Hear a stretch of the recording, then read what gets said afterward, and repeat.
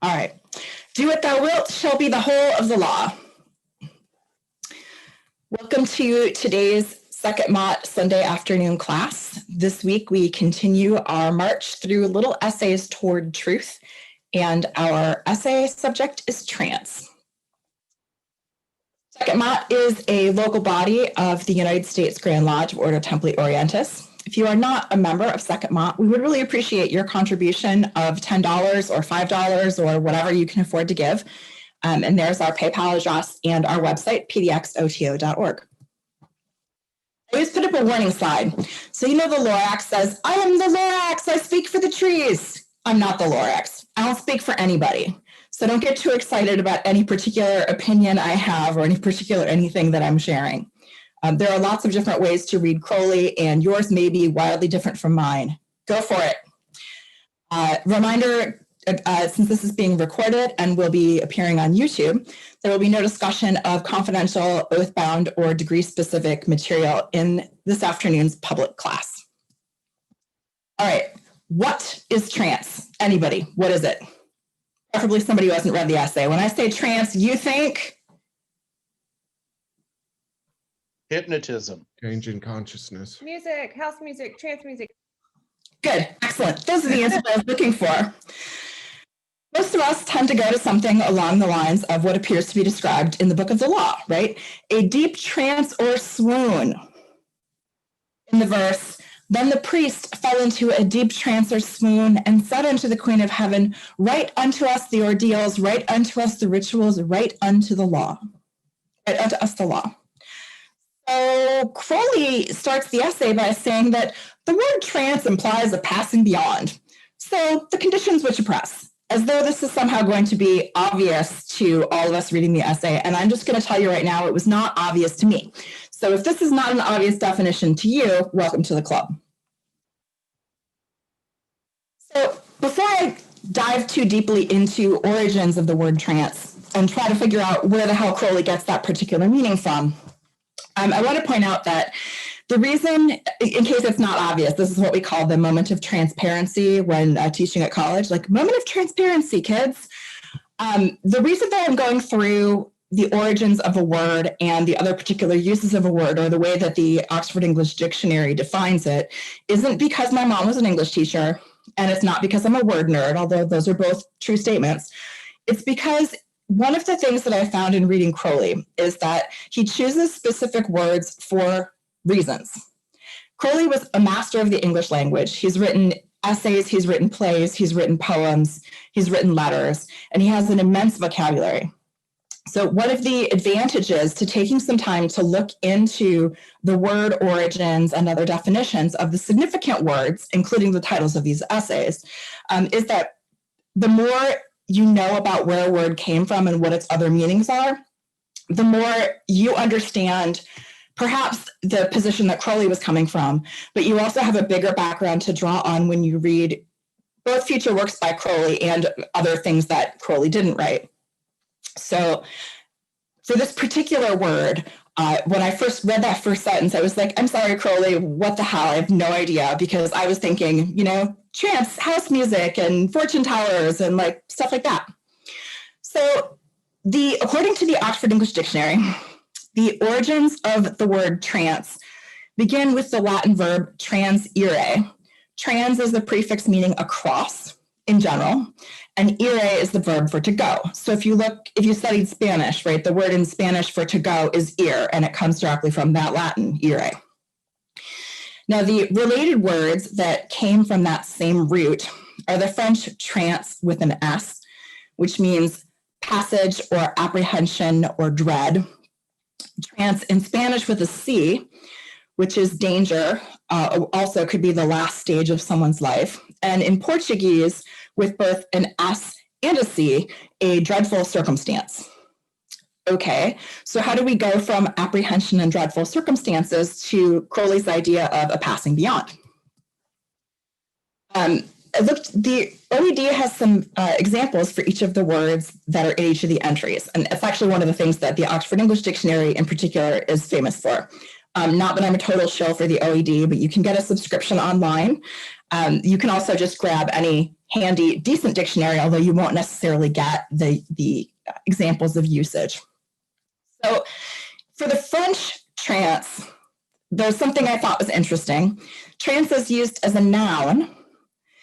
In modern French, or what we refer to, I guess, as modern French, it is a feminine noun. And in Old French, it was both a masculine noun and a feminine noun. Now, in English, we don't have grammatical gender, but in Latin, there are three genders. There's the masculine, feminine, and neuter. In English, we really don't have gender except for a few words. And in a lot of the Romance languages and in German and other languages, we do. So it's notable to me that this went from being a two-gendered word to being a single grammatical gendered word. Anyway, 12th century examples show this word trance meaning passage, specifically with regards to passage from life to death. And later, so 300 years later in the 15th century, so we've gone from, the 1100s to the 1400s, we have great apprehension or dread of what is coming. And you can kind of see how the idea of apprehension or dread would go along with, oh, I'm about to die, right? The concepts are not so far afield that they seem crazy. The verb form of trance in French at that time was transier, which meant to pass or depart. It could be from anything, but especially from life, to die. And then later on, it developed the sense of to be numb, as in to cause someone else to become numb, or to be numbed yourself by fear or by cold. Fear and cold both being associated with death. So the Oxford English Dictionary goes on to give some definitions of the English word. Now, definitions in these dictionaries are generally put in order of their common usage. So it's notable that the first item on the first entry was deemed obsolete. However, I include it because it helps show the bridge from where we came from with the word trance to where it may be going. So the original definition that's obsolete was a state of extreme apprehension or dread, right? And you can get that idea from the prior usages in French of the idea of apprehension or dread of that thing that's going to come. The secondary definition then goes on to an unconscious or insensible condition, a swoon, a faint. Sorry, I have to move you guys. In modern usage, it's a state characterized by more or less sustained suspension of consciousness and inertness to stimulus. There is my typo of the day, inertness to stimulus, a cataleptic or hypnotic condition. And this is what most of us came up with originally, right? You're swoon, you're, passing out, you're being in a trance, as it were. Next, under this first entry, an intermediate state between sleeping and waking, half consciousness or half awake condition, a stunned or dazed state. Also, a state of mental abstraction from external things, absorption, exaltation, rapture, and ecstasy, right? Fell into a deep swoon or trance. There also are combinations like a trance coma, a trance medium, a trance state, where trance itself in a noun becomes used as a prefix to modify another noun. So the second entry is a passage between buildings or a cross between two streets. An entry, an alley, a close. We don't really have anything defined as a close in the United States, but if you look it up in with regards to older cities like Edinburgh or London, there are specific sort of small streets that are called like Queen's Close or Mary's Close. Passage into, within, or through a house. So this definition, which is the second definition of the noun, gives us a little bit of that concept of movement through or across or a passage, a passing. And this particular entry was also used to modify building-related words, for example, a trance door or a trance window, allowing you to pass in through a house. Now, the third entry had two spellings. There's trance with a C-E and also trance with a U. So T-R-A-U-N-C-E. This is the third and sixth entries were related, so I put them together. The third entry was a skip, a dance, applied ironically, as in a fine trance. to a long, tedious walk or tramp. Then the sixth entry refers to moving about briskly, prancing, skipping, and ironically being used to moving over the ground with effort or speed, implying more rapidity than a tramp.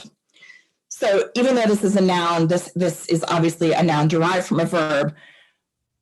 Maybe not exactly the same origin, but it occurs in that same set of definitions. All right, fourth entry included only because of the original origins of the word trance, danger or peril. This has been identified as obsolete. The fifth entry of trance is where we get into the verb versions of trance in terms of what the OED has to offer. Move you over here. There we go. The intransitive version, trance, to pass away or to die. So we're coming back to that death thing. To swoon or to faint, or to be in extreme dread, doubt, or suspense. And the OED notes that in the examples used to come up with this definition, it's difficult to distinguish which sense is intended in some of the quotations, or they blend together. As a transitive verb, it means to throw into a trance or similar state. So something that affects you and pushes you into that trance. I entrance you, to stupefy, to entrance, to enrapture. And this is chiefly used in a poetic sense, whereas the intransitive forms to pass away, to be in a dread, or to swoon are used in an intransitive sense. All right, we also have, this is a repeat. I apologize. This should not have been repeated. So we come back to, all right, with all we've got so far, how is it that we get to trance implying a passing beyond? Well, since the word trance itself has come to be used as a compound noun, as in the examples of the trance door or the trance coma, I thought we might look to the meaning of the word trans as a prefix. And this is what made the light bulbs go off for me. If it doesn't make them go off for you, hey man, I tried. I told you your mileage might vary. So the original Latin proposition trans meant across or on the farther side of, beyond or over. It was often used with verbs and verb-derived nouns and adjectives. Sometimes it was shortened to TRA as a prefix, as opposed to being TRANS. I found this interesting because there's a suffix in Sanskrit, TRI, which I believe can also be used as a prefix, but I don't know all the rules of Sanskrit grammar. But that means across in the same sort of way, or to a crossing over. So, for example, in the Latin traducere, that meant to lead across. So you have that prefix TRA from trans. And the Latin traducere became the Spanish word traducir, which means to translate, right? When you translate something, you are leading the meaning across from one language to another language. So in all of the usages of the Latin proposition of trans, as it comes into the English language, you get a sense of across, through, over, to or on the other side of, beyond, outside of, or from one place, person, or thing, or state to another. But I found this fascinating. So after the explanation of what trans means as a prefix, the OED has pages and pages and pages of words that begin with TRA or TRANS. The very first one that shows up refers to Holy Communion or to a Eucharistic ritual. A transmutation of the accidents of the bread and wine in the Eucharist, as distinguished from transubstantiation, in which the substance alone is changed. Now, I'd never heard of transaccidentation, and it occurred to me that accident here might have a specific meaning, so I went to look up accident. And in this sense, accident is the first principles of what that subject is. So accidents here is like the essence of breadness or the essence of wineness. So just because there was that, I thought, let's go see what other words are related. I literally read through every trans word in the dictionary. I have a paper copy, so I was looking at the 2002 edition. We also have two other terms to describe the Eucharist. Now, these are terms that are derived from Christian churches, but I'll invite you to contemplate what the meaning of communion is, or what the purpose of taking communion is, even within our own Gnostic Mass, or within, for example, a ritual like the Mass of the Phoenix. In any communion type ritual or Eucharistic type ritual, there's some sort of element that begins as a, this is the stuff, this is a common substance. A ritual transformation or change of some form takes place to those common items before you consume them. Now, I'm not saying that the Gnostic Mass does the same thing to our elements that, say, the Catholic Mass would claim to do to theirs, merely that in both instances, there's some kind of change to the substance before it is ingested by the congregants. And the purpose of that ingestion may also be related to what the exact change is. I'll leave that for you to ponder on your own. In any case, there's transsignification, which refers more to the meaning or the change of the meaning of the items. And then within the Roman Catholic Church, transubstantiation is one of the core tenets of, I'm not a Catholic, I should say, never been a Roman Catholic, haven't read the official catechism, only look stuff up online when necessary. But transubstantiation is the belief that during the process of the Catholic Mass, the Roman Catholic Mass, that the bread and the wine literally change into the blood of Christ and the body of Christ. I'm not going to comment further on that because I have lots of ideas, but we'll move on. So the word trans also appears in a lot of words that relate to science and to math. And I found this interesting because I don't have a background in either. So the next entry down from transaccidentation, right? We've gone from Eucharist to science. Trans-acetylase. Now I knew ACE was the enzyme ending, but a trans-acetylase is any enzyme, that's your ACE, that catalyzes the transfer, right, movement from one place to another place of an acetyl group from one molecule to another. So this is one of the first words where it clicked for me that trans prefix that is related to the word trance, that will be the subject of our essay, has a sense of movement from one place to another. Similar example, transaminase is an enzyme that catalyzes the transfer of an amino group from one molecule to another. So there's also transamination, right? Trans, that movement of the amino from one molecule to another. There are also lots of words that are used in anatomy that use the word trans as a prefix. And in some cases, the word trans is used in the sense of across or throughout. For example, something that is transperitoneal occurs in the peritoneum, which is the lower part of your abdomen. So something you might say your intestines are transperitoneal because they cross through, right, go across all of your abdomen. However, the word transurethral refers to passage through the urethra, not something that covers the entire urethra itself. So you can see that even within one broad discipline, you've got both the idea of a permeation, trans, across, and the sense of a movement, trans, across from one place to another. So a few other common uses of the prefix trans occur in geography. As you probably studied the Transcontinental Railroad, that's the railroad that covers the whole continent from one end to the other. So there's that movement of across, but also that sense of filling the entire space. So what I found is that there are a lot of specific words that showed up relating to rivers. And if you think about what the major obstacles were in traveling the ancient world, rivers are a pretty big one. So the first one to show up is transacherontic. And I'm not sure if I'm saying this right, but Acheron or Acheron was a river in the infernal region in mythology. And if you look down towards the bottom of this list, there's also Transstygian, which is hyphenated, and that refers to crossing the river Styx, which was the river that dead souls had to cross in order to reach the Elysian fields in Roman mythology. So for more practical application, vis-a-vis Portland, Vancouver is trans-Columbian because it's on the other side of the Columbia. So far, so good?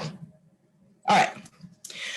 There's a lot of words that also related to radios, which I thought was interesting because I never thought about where these words came from. But transistor, transmit, I got, right? Transmit is sending a signal out. You're moving it across the airwaves over there. Transponder and transreceiver and transistor, I hadn't really thought about that much. Transreceiver is something that can both send and receive. So it can take something from across, and it can also send something across. So we have that transmission out and that receipt in. Other words that I thought might be of interest in reading Crowley in general. I liked transaminate because I had already looked at transaminate to move that amino complex. To transanimate is to move the soul from one body to another body. Transanimation then would be a transmigration or migration, right, of the soul across from one place to another. So the first definition of transcend is obsolete. However, given that we're going to be looking at the word trance, and Crowley said it implies movement, I thought the word transcend was important. Transcend is defined as to pass or extend beyond or above, to go beyond the limits, and to exceed. And in most of these definitions, as they're given in the OED, they imply some kind of non-physical limitation. So you're not transcending a set of stairs, right? You're not transcending the street. You're extending yourself or crossing above some other type of limitation.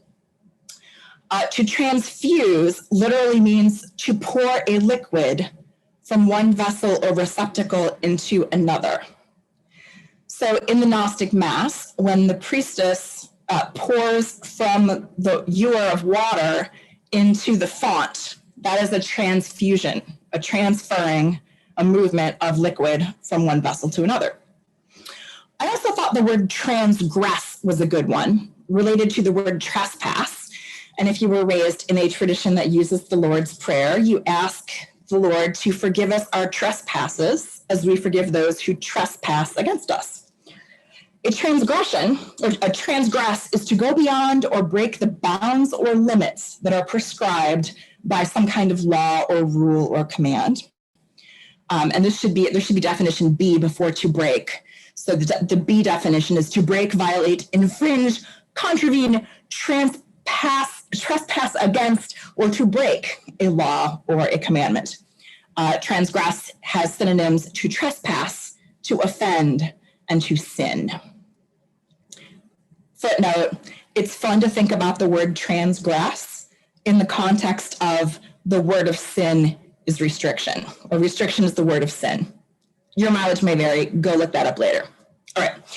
So there are lots of other trans words. When you look at trans in this context, I think the idea of trans relating to movement or to crossing over becomes a lot more obvious, right? To transact usually relates to some kind of business. It's some kind of activity, right, that is exchanging something or giving something from one person to another. So if you think about a transaction or something being transactional, it's usually a give and take. There's something that has a movement from one person or one place to another, just like with transfer, right? Trans-Bay is used to describe the BART system in San Francisco. There's a Trans-Bay tube through which BART moves from Oakland over to San Francisco. So there's that crossing over, that movement. Transgender, crossing genders, right? It's literally, trans literally has that sense of a cross. And then for all of you who are Calvin and Hobbes fans, transmogrify is a real word. So if you didn't read Calvin and Hobbes, in the comic strip, Calvin takes the big cardboard box and labels it transmogrifier. And when he or other things go in, they come out in different shapes. And that's literally what the word transmogrify means, to change shape or to change form. All right, so now that we have some concept of what the heck the word trance means, notice that this shows up in most of the other essays that we've read to date. So I thought it would be useful to take a quick romp through the meaning of the word trance as it appears in the previous little essays.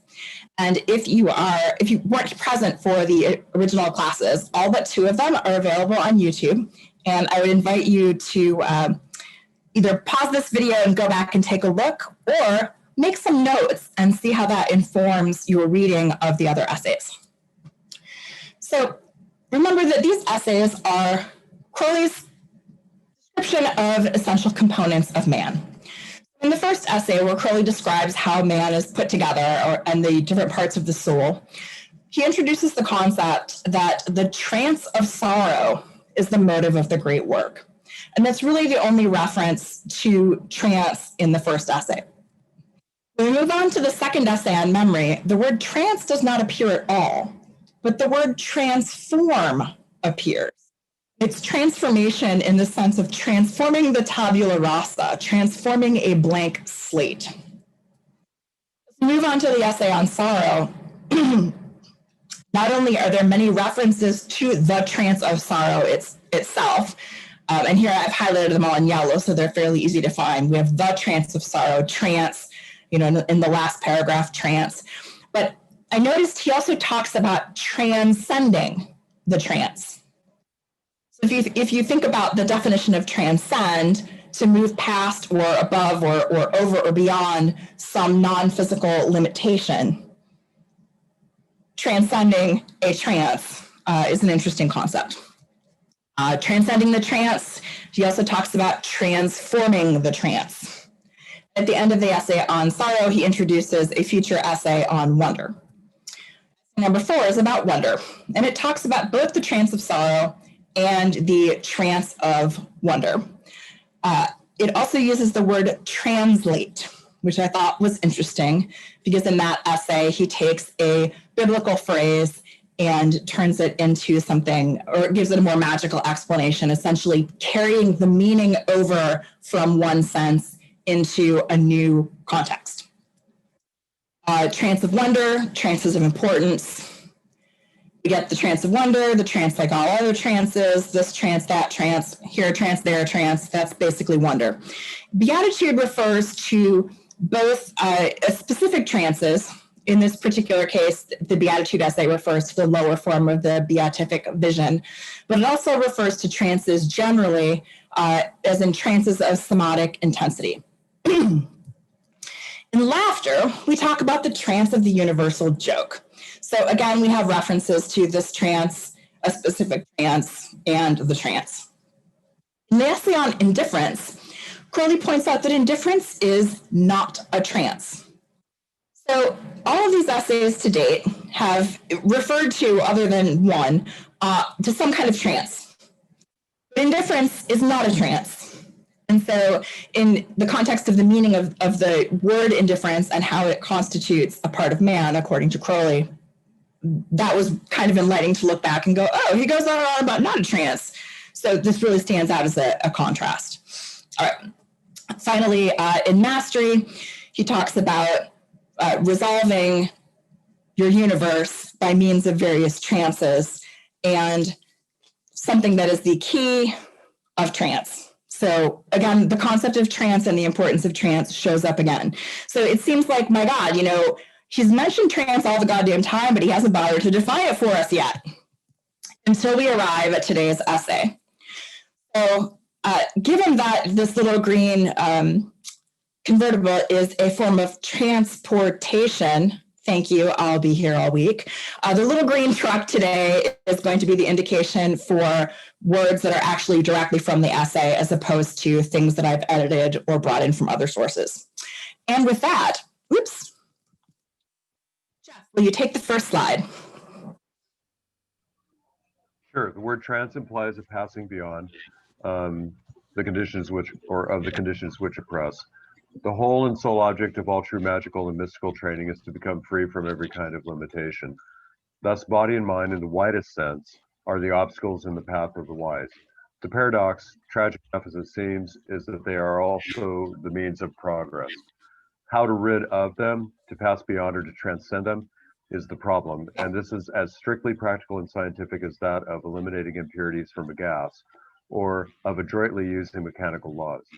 Here is the inevitable logical flaw in the sororities or the sorites of the adept, that he is bound by the very principles which it is his object to overcome, and on him who seeks to discard them arbitrarily they haste to take a terrible revenge.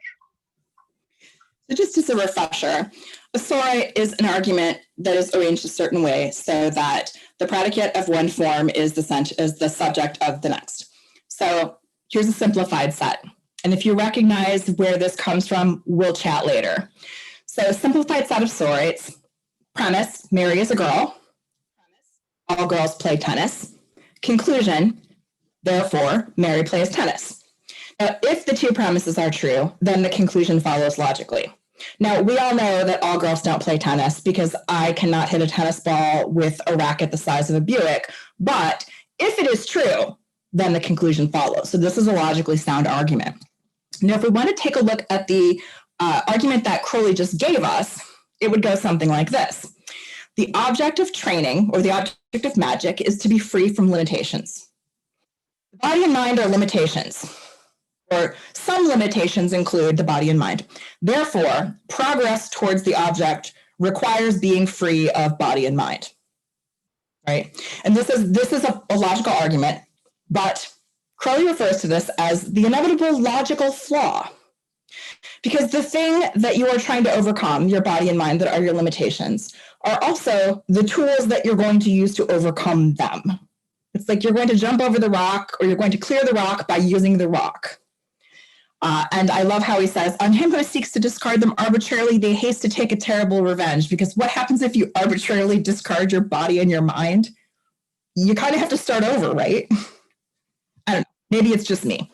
But that's what brings us here. Okay, Dan, next slide, please.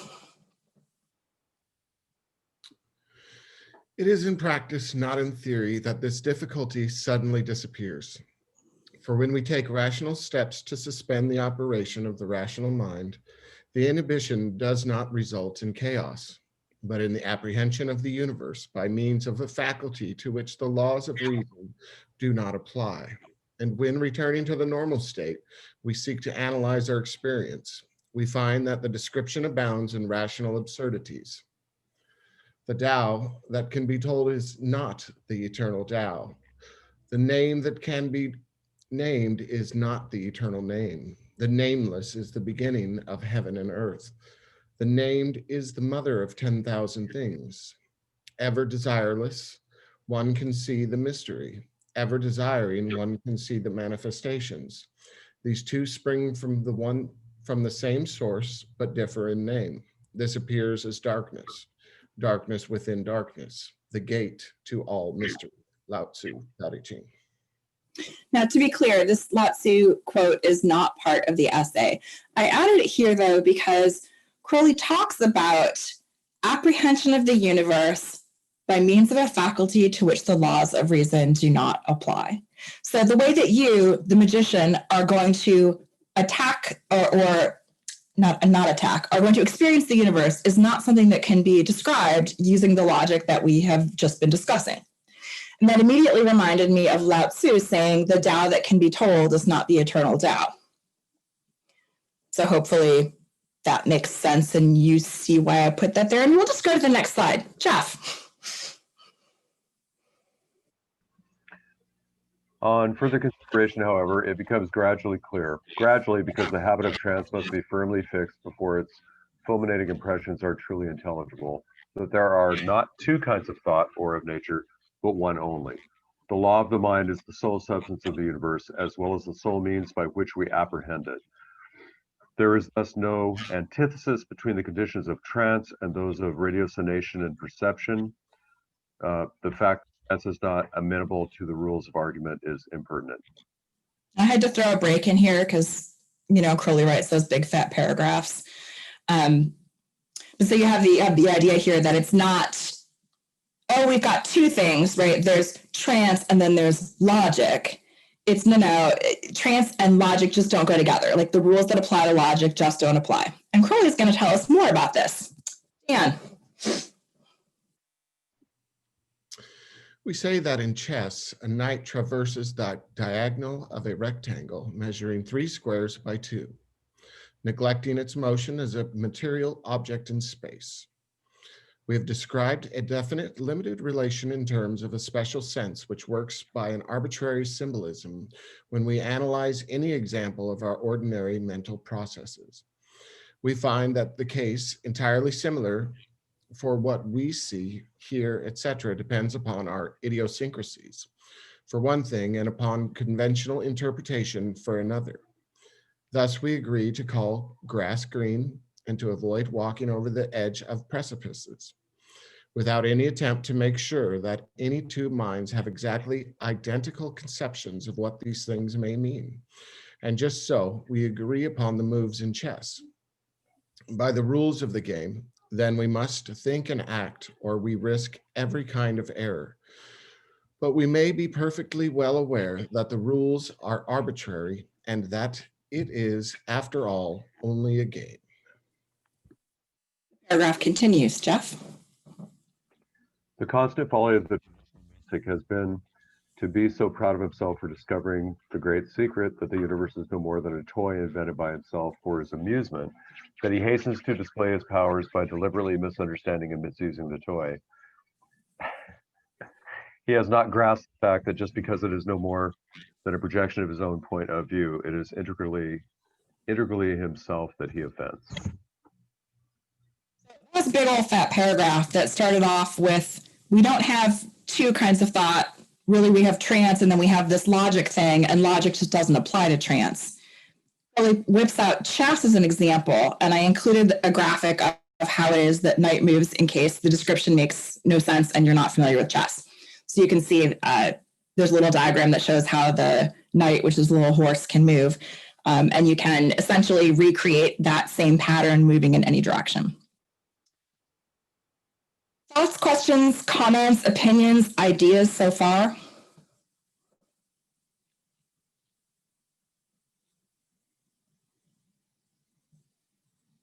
This is your chance to hear the sound of your own voice if you'd like.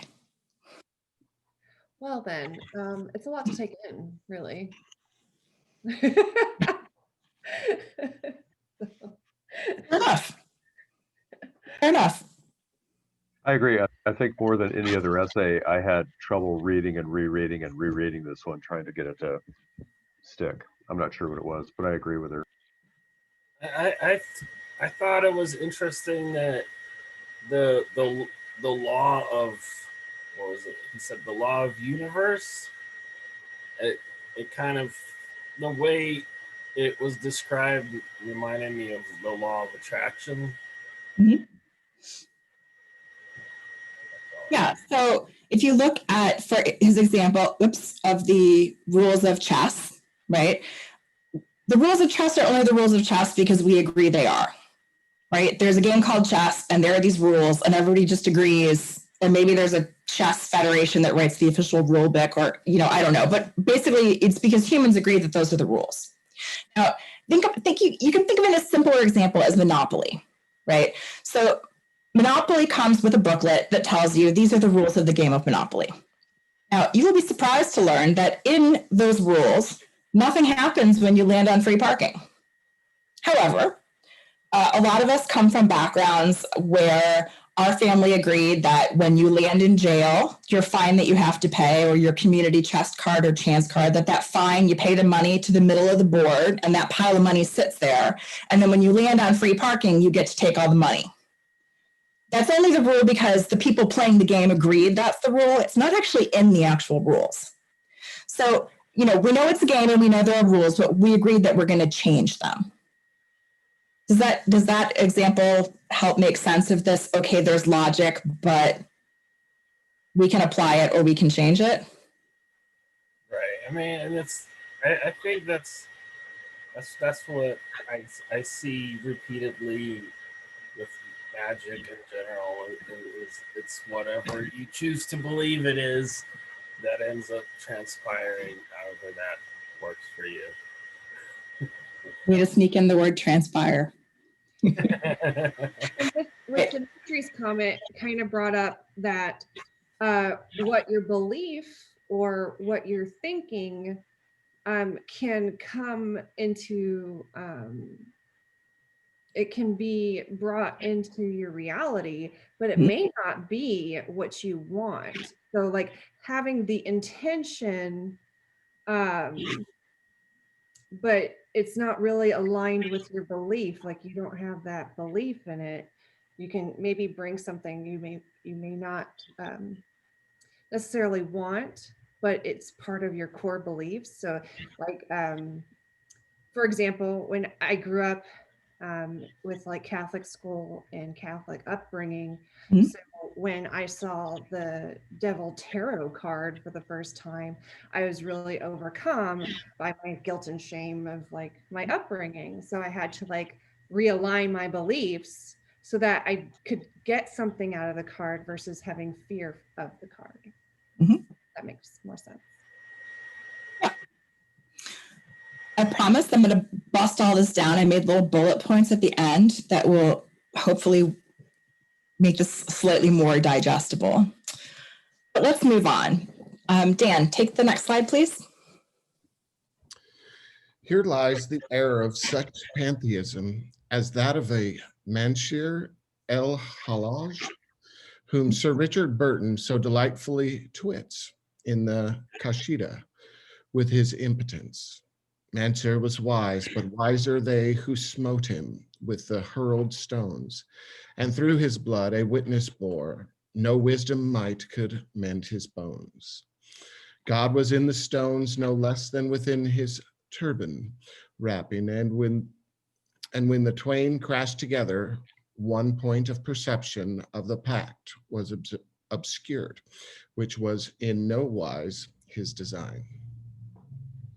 Now here we have not a very large paragraph, but Crowley has managed to pack a whole bunch of stuff all into one place. So let's just unpack this. Starting with, what the hell is pantheism? So pantheism is basically, if you want to think about Christianity as God is over there and God created the heavens and the earth, which are like down here, God, earth, separate. Pantheism is like the total opposite. Everything is God. God is in the flowers. God is in the butterflies. God is in you. God is in me. God is in the rocks. God is in the trees. Here's God. There's God everywhere. God, God, God. God's in everything. Now, what the hell is the Kashida? I don't know how you say this. And I probably should have looked that up, but I didn't. So this is a reference to a work by Sir Richard Francis Burton. This work was written in 1880, which makes it highly unlikely that any of us have read it unless we are religion scholars, which I am not. Sir Richard Francis Burton lived from 1821 to 1890, and this is one of his works that he wrote. However, in the great tradition of pretense, he pretends that this is the poem that was given to him that he has translated. So this happens in a number of other contexts. For example, if you're familiar with the play, well, never mind, I won't go there. It's a complicated analogy. But there's a great literary tradition of, hey, I'm translating this foreign work for people that speak my language. But Burton did not translate this work. He created it whole cloth, wrote it himself. The title, the Kasida, we'll just go with that, because Kasida is a genre of Arabic language poem, and it's spread through Persia with Islam.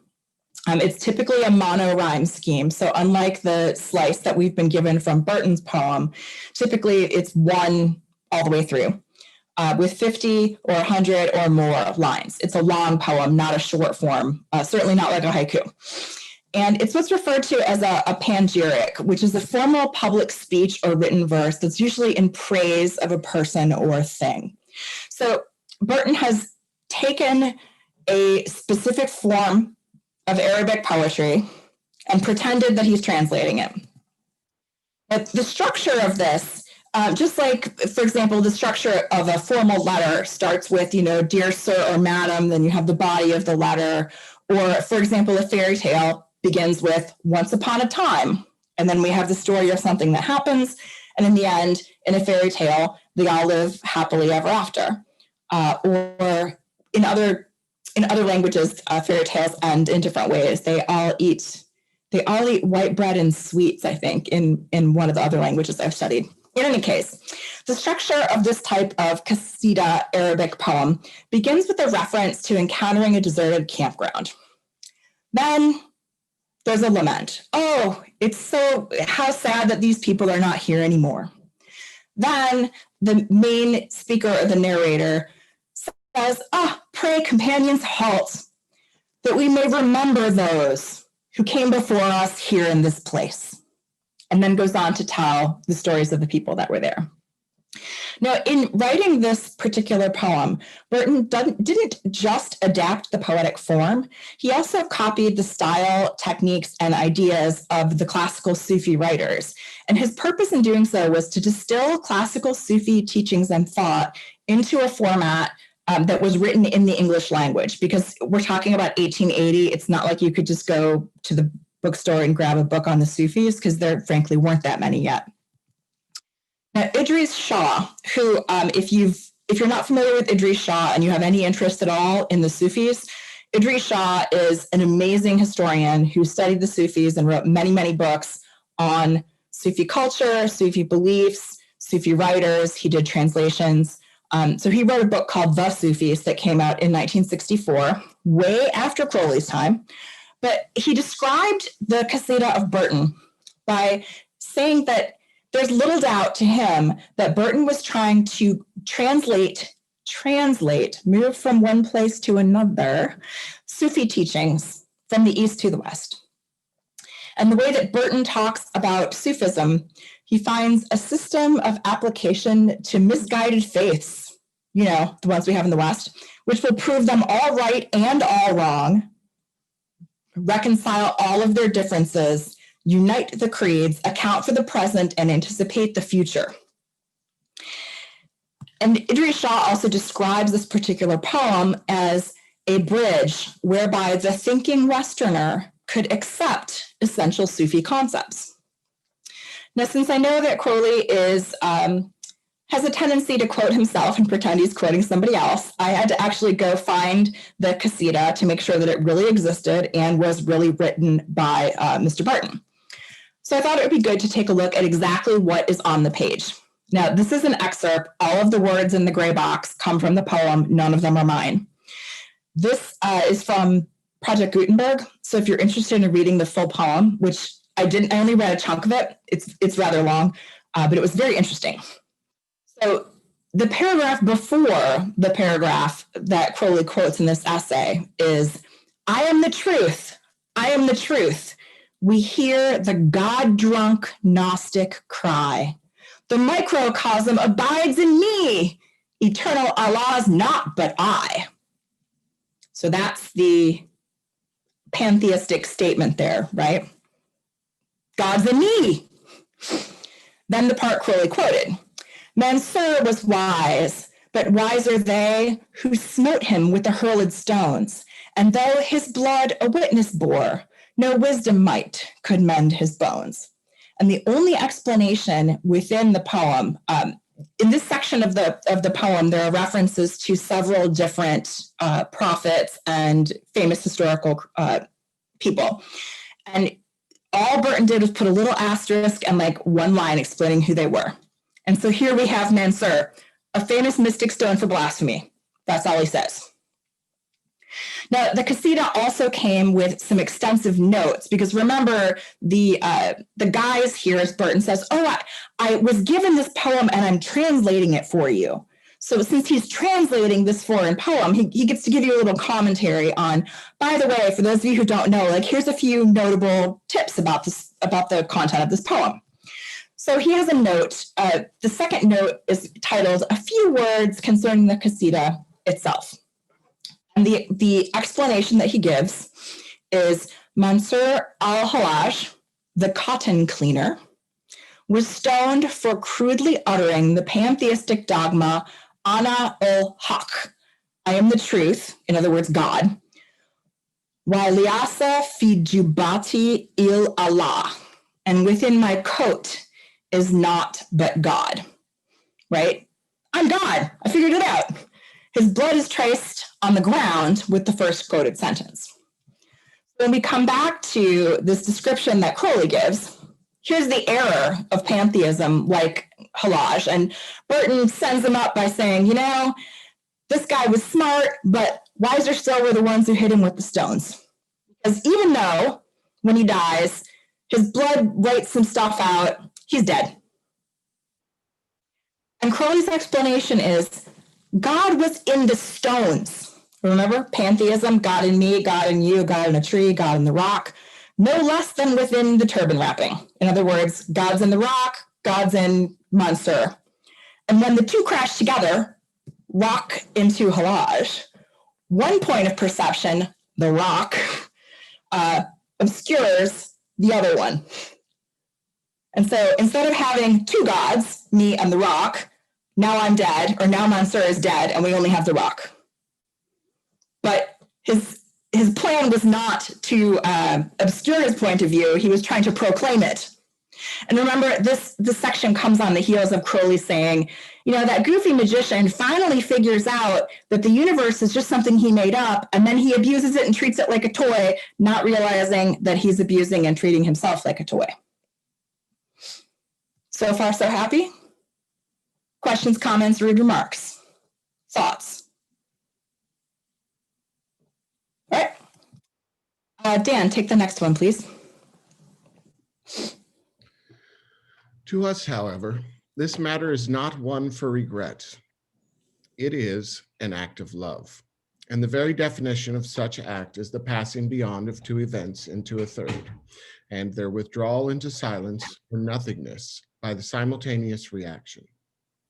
In this sense, it may be said that the universe is a constant issue into trance, and in fact, the proper understanding of any event by means of the suitable contemplation should produce the type of trance appropriate to the complex event individual in the case.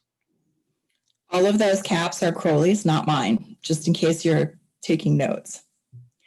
So we've just read about, let's say, a magician being stoned, and Crowley says, oh, we don't regret that, because it's just an act of love, right? It's union. It's the definition of such things, passing beyond, right? That's how Crowley defined trance, of two events, a rock and a person, into a third, right? Bloody rock, dead person, and their withdrawal into silence. Okay, Crowley, sure. So Jeff, how's he continue this? Now, while magic is useful to produce trance, for alpha, it trains the mind in the discipline necessary to yoga. Beta, it exalts the spirit to the impersonal and divine sublimity, which is the first condition of success. Gamma, it enlarges the scope of the mind, assuring it full mastery of every subtler plane of nature, thus affording it adequate material for ecstatic consummation of the Eucharist of existence. Small paragraph, big ideas. Let's break this puppy down. All magic can produce trance. Now remember, trance is our concept of passing beyond the conditions that oppress. And Crowley has specifically identified your mind and your body as conditions that are oppressing you. So magic is useful to help us get over or to pass by these conditions of body and mind. How? Crowley gives us three explanations. One, magic trains you in the discipline necessary to yoga. And the type of yoga he's talking about specifically is Patanjali's yoga, the 8 limbs, which progresses beginning outwards with the way you treat other people, moving on to your body with your physical practices, and then eventually sitting for extended periods of meditation that allow you to hit that point of direct contemplation of the universe. So magic gives you discipline to have that direct apprehension of the universe. That's how it produces trance. That's how it allows you to move beyond your body and your mind. So far, so good? All right. Beta, magic helps us to get over our body and mind by exalting the spirit to the impersonal and divine sublimity, which is the first condition of success. Now, impersonal and divine sublimity is outside of your mind and your body. So this is another way that magic helps you to get trance, to get that crossing over or moving past those obstacles. So far, so good? That's like some little hint of the universe. And then gamma, magic. Sorry, go ahead. Can you explain that a little further? Like what is it observation of that, or is it an experience of that divine sublimity? What do you think he's getting at there?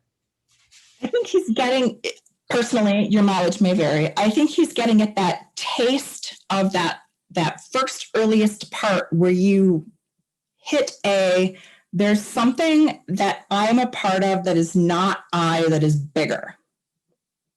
But it could also be seen as just seeing it. The reason I think experience is because it exalts the spirit. So it takes whatever it is that makes you you, that's not your mind and not your body, but it exalts that raises it up to an impersonal and divine sublimity. So you get that tiny little experience of there's something bigger. It's not about my mind or my body or my ego or my me. It's beyond the me. And then, sorry, does that make sense, Dan? Or does that help? It does, thank you. And then I love the gamma. I just think this, first of all, I love that he had to go alpha, beta, gamma. You couldn't just go ABC like normal people do, but okay, whatever. It enlarges the scope of the mind. So magic, in order to get that passing beyond the body and mind that are our personal things that are oppressing us, magic enlarges the scope of the mind, making it bigger, gives us more things that we can see or look at or perceive or conceive of, assuring your mind of full mastery of every subtler plane of nature. So moving from gross to subtle, moving from the solid stuff that we can touch and poke, like the meat suit, right, the computer in front of me, to a thought in my mind, to something that is beyond that and more subtle. Affording it, the mind, adequate material for ecstatic consummation of the Eucharist of existence. Now, part of the reason I find this gamma so interesting, and again, this is, I'm not the Lorax, but part of the reason I find this gamma so interesting is the alpha and the beta both seem to express things that definitely move you beyond, or move you beyond your personal mind and body, move you outside. But this gamma talks about making your mind bigger so it can hold more stuff, affording it adequate material for ecstatic consummation of the Eucharist of existence, right? It's giving you that, you get that bigger picture in your mind so that you can exist, live, dwell, experience all of the things.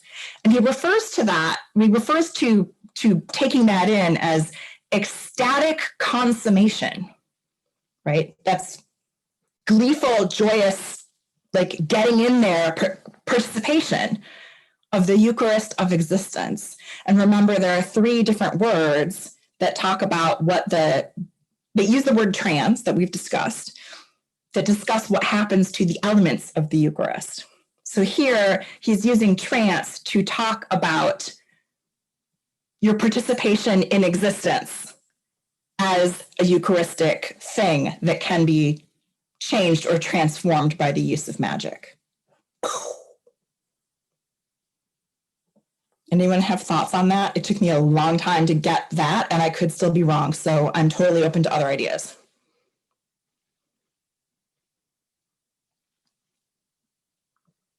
Okay, but wait, there's more. Is there? There is. Come on, next slide. How many buttons do I have to push? All right, Jeff, please. The essence of the idea of trance is indeed contained in that of magic, which is preeminently the transcendental science and art. Its method is, in one chief sense, love, the very key of trance, and in another, the passing beyond normal conditions. The verbs to transcend, to transmit, to transcribe, are all of cardinal virtue in magic. Hence, love is the law, love under will is the supreme epitome of magical doctrine and its universal formula. For need any man fear to state boldly that every magical operation soever is only complete when it is characterized, in one sense or another, by the occurrence of trance. So I had to create another unnatural break here That's why break's in a box. This is not a natural paragraph break, but it was too fat a paragraph for one slide. This seemed like a good breaking point because every magical operation is only complete when it is characterized by the occurrence of trance.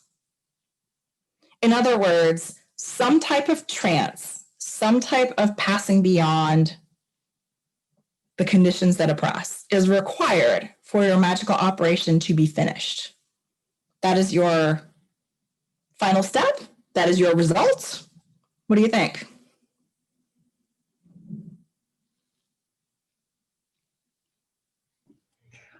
I would say that when you are doing a magical practice or you are doing some sort of alchemical change within yourself, right? The ideal conclusion is that you can recognize that there's been a change. Sometimes you don't recognize until after the fact, which is why it's important to write everything down. Coming up, the write everything down part. Yeah, agree. So I also like how this paragraph starts off with the essence of the idea of trance is contained in that of magic. Its method, the method of trance, is in one chief sense love, the very key of trance, the union of things, right? Love being the union of two distinct things, the rock and the prophet, the you and the higher universe that is not your mind, body, whatever. And another, the passing beyond normal conditions.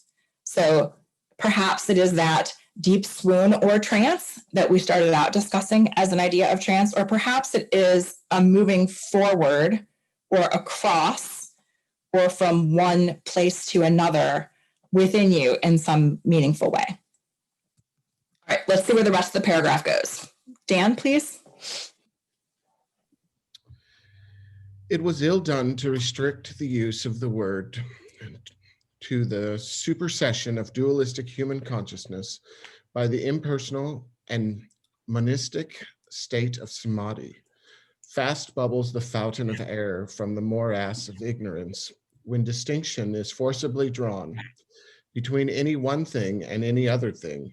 Yeah, verily, and amen. It is the first necessity as it is the last attainment of trance to abolish every form and every order of individuality so fast as it presents itself. By this ray, may ye read in the book of your own magical record the authentic stigma of your own success. Dan, can you reread that first sentence one more time? And then I'll translate it to like English. It was ill done to restrict the use of the word to the supersession of dualistic human consciousness by the impersonal and monistic state of samadhi. Using trance to just mean I went from normal to being in like the ecstasy state, bad idea. That's all he's saying. The word trance has a lot more meanings. And specifically, he says the errors that come from this are that saying, oh, trance is just to get between this thing and that thing, because my options are human consciousness and enlightenment, or human consciousness and ecstasy. He's like, nah, you're not supposed to do that, right? Remember, don't be making a distinction between one thing and any other thing. So the word trance is bigger. It means more things than just that one. And it also, we shouldn't think of trance as being the bridge between two opposites, right? But I thought it was interesting that he said, may you read in the book of your own magical record. Look, Vanessa, you invoked it, your own magical record, the authentic stigma of your own success. Because we don't think of stigma as a very positive thing. And in fact, the origin of the word stigma, in Greek, it was a mark made by a pointed instrument, like. In Latin, it was a mark that was used to identify you as a slave. Thought that was interesting. Then in English, it came to mean stick, We got the word stick in English, and then we got stigma, a mark. Usually it's a bad mark, right? We stigmatize things that we don't like. So I thought stigma was an interesting use here. But what he's essentially saying is, look, the first necessity and the last attainment of trance is to quit having these binaries, to quit saying this is separate from that. Look in your magical record.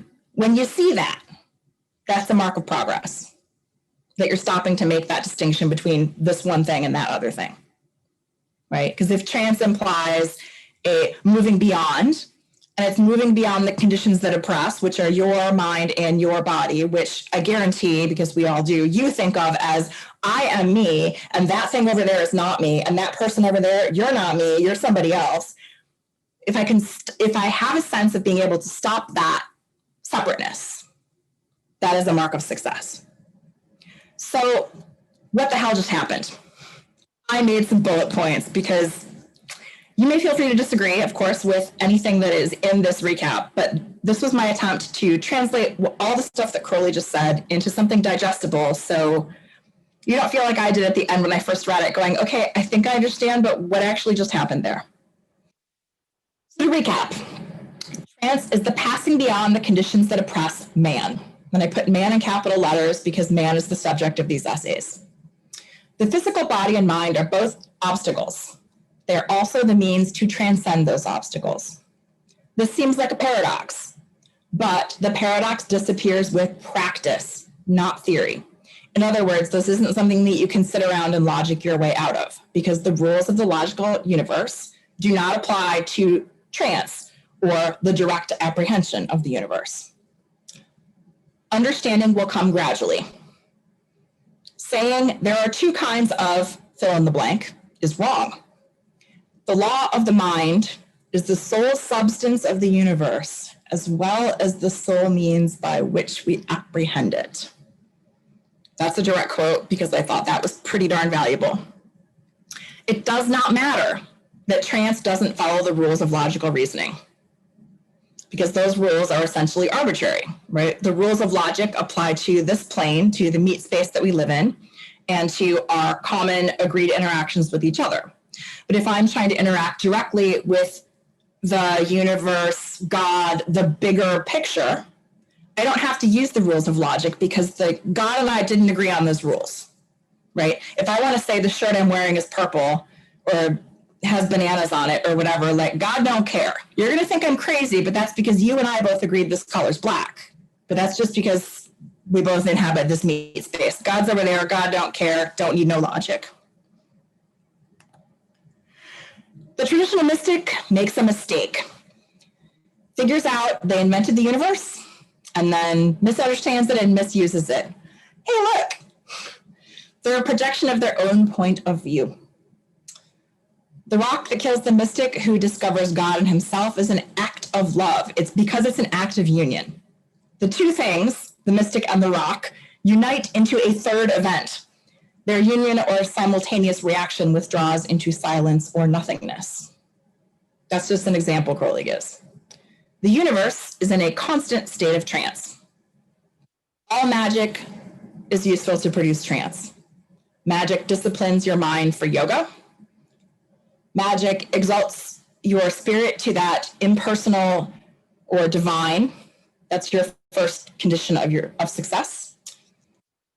Magic also enlarges the scope of the mind, which lets you look at, that should be planes, the other kind of plane, but okay. Giving you, again, I love this quote, adequate material for ecstatic consummation of the Eucharist of existence. Trance is contained in magic. Magic is a transcendental science and art. Think of the motto of the AA, right? The method of science, the aim of religion. The method of magic is love, which is union, right? Two things coming together, two things crossing over the conditions that oppress, the obstacle that makes them appear separate. The method of trance is also the passing beyond of normal conditions. Crowley pointed out the words transcend, transmit, and transcribe. The expression love is the law, love under will, Crowley refers to it as the epitome of magical doctrine and the universal formula. This is a description of trance. It's things that unite, things coming together. Magical operations are only complete when trance happens. But trance is not just leaving human consciousness for some kind of ecstasy, samadhi, exalted experience. Remember, we don't want to be encouraging drawing a distinction between any one thing and any other thing. So the first necessity, the first thing you have to have, and your last final attainment in trance is eliminating that forced distinction between you and God, the universe, fill in the blank, word of your choice. If you see the ability to pass over those limitations, I'm me, you're you, we're different, that's a mark of success. Questions, comments, thoughts, opinions? I find it interesting, the idea of logic, because I'm like, logic can be kind of relative to whatever your logic is. But logic will never lead you to union with God. Logic is not trance. Logic says God is over there or I am not God. I mean, if we start looking at God as in everything, then God is everywhere, right? And then logically, if you experience life in that sort of state as a constant, then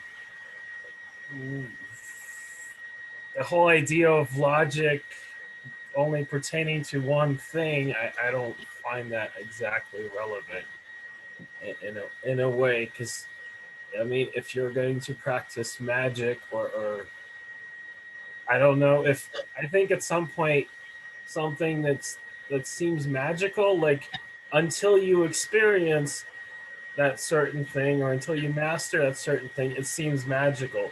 But once you experience it and master it, then it just becomes part of everyday life and part of your logic. So okay, so the distinction here isn't between magic and logic, which is a distinction that we agree, like part of the rules of living on this plane is we kind of have a general agreement. If there's something that you do and I understand how it works, I can explain it and say, oh, you know, you made that disappear because, well, I wasn't looking, you folded up the thing and threw it over your shoulder and then it appeared to disappear, but that's how you made it go away. If I don't understand what you did, I'm going to call it magic. And that's the distinction that you're drawing between understanding how something happens and not understanding how something happens. But the distinction that Crowley is attempting to draw here is the difference between, and again, like, feel free to disagree, but I think the distinction that Crowley is trying to draw is one between as individual little slices of being, whether you think we're all God as pantheism or you don't. My perception of myself is that I use these words, I, me, my, I'm here and you're over there. And that makes you separate from me. And if you ask 9 out of 10 people, pick people who haven't read this essay and have no idea why we're asking, are you and I the same? Are we the same? Are we the same? Just ask them, are we the same? I'm willing to bet you that 10 out of 10 people or somewhere around there are going to say, no, I'm me and you're you. Right? That's logic. But trance is the ability to move beyond I am separate, to see some bigger picture or have an experience or a vision, not just that I am connected, but that I am and I am not at the same time. Does that resonate at all? it almost sounds like letting go of the ego in a way. Ooh. Yeah. Yeah. Yeah. All right. So I would throw out a few uses of trance in the holy books. There aren't a lot. However, in Liber B, we have, and this is the opening of the Grade of Epipsymis, and by the Buddhists, it is called the Trance Nirodha Samapatti. This is a Buddhist concept that is the 9th and highest level of trance. The origin is in the Pali language, which is close to Sanskrit, but is a separate language. Nirodha means cessation, and Samapatti means attainment. So the concept of the trance of Nirodha Samapatti is that you cease gathering things. You everything stops. There's nothing left to collect. You have stopped movement. And the descriptions that I found of what this trance is like is that all mental activity is suspended and bodily functions are greatly attenuated. So you can think about this like meditating monks who they go to take their pulse and their pulse is like 20 beats per minute, or they seem dead, or you can't tell they're breathing or whatever. I found a bunch of stuff on this that I probably could go down another rabbit hole, but we don't have time for that. So I'll just say this is not a tantric practice, because the trance of Nirodha Samapatti requires cutting yourself off from any sensory input and from your body itself, essentially. You've moved beyond all of that. Because in Tantra, you're allowed to use the presence of your senses and desires and passions and consciousness. And the reason I make this note is because of that sentence of Crowley's about the Eucharist of existence and allowing, expanding your mind to allow you plenty of fodder, essentially, for the Eucharist of existence. All right, from Liber Portalucis, oops, the word trance doesn't appear, but the word transcendent does. The many change and pass, the one remains. Even as wood and coal and iron burn up together in one great flame, if only that furnace be of transcendent heat. So in the alembic of this spiritual alchemy, if only the zealator blow sufficiently upon his furnace, all the systems of earth are consumed in the one knowledge. And if you look at the word transcendent as meaning above or beyond the range of normal or merely physical human experience, or surpassing the ordinary and exceptional, this passage, to me, your mileage may vary, describes that type of exceptional, like a spiritual quality of heat, as opposed to a furnace that is an actual furnace, right? We've got the metaphor versus the personal and transpersonal experience. And, whoops, everyone disappeared. Finally, the last example I found of trance is in the first portion of Liber Cordis Cincta Serpente, which should have an E at the end of it. This initial section is corresponding to the element of earth, and it is an invocation of the Kundalini. So it starts with, I am the heart, and the snake is entwined about the visible core of the mind. And if you move down to almost the end, starting with this, I am the heart and the snake is entwined, we come to, O beetle, the drone of thy dolorous note, be ever the trance of this tremulous throat. I await the awakening, the summons on high, from the Lord Adonai, from the Lord Adonai. So this sound as trance, as something that's going to help move you past or beyond. So before we have a discussion, I will thank you all for visiting Sekhet-Maat today. Hope to see you again, maybe next week, same time, same station. Again, if you're not a member, we would sincerely appreciate a small donation to help us to keep producing classes and eventually to obtain a space of our own so that in the post-COVID era, we can meet up. And for the works consulted, again, the Qasida came from Project Gutenberg. I'm a nerd and always rely on a concordance to the Holy Books of Thelema. Of course, I looked at Little Essays Toward Truth. I'm specifically looking at the New Falcon publications from '91, but it's also available online from the Hermetic Library. Oxford English Dictionary is my go-to, but you can also look at Merriam-Webster online.